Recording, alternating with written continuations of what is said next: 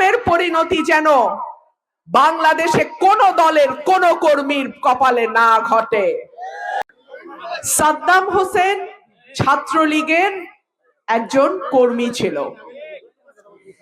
তার স্ত্রী নবজাতক সন্তানকে হত্যা করে আত্মহত্যা করে। সাদ্দাম কারাগারে। তাকে একদিনের জন্য বের করে আনবে এমন কোনো নেতা ছিল না। তাকে প্যারোলে বের করে নাই। তার স্ত্রী এবং সন্তানের মৃতদেহ কারাগারে গিয়ে সে 5 মিনিটের জন্য দেখতে পেরেছে।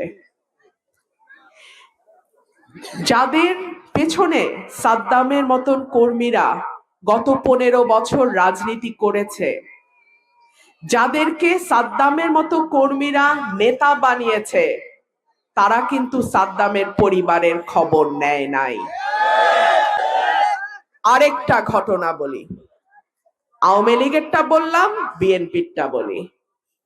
বিএনপির এক স্বতন্ত্র প্রার্থী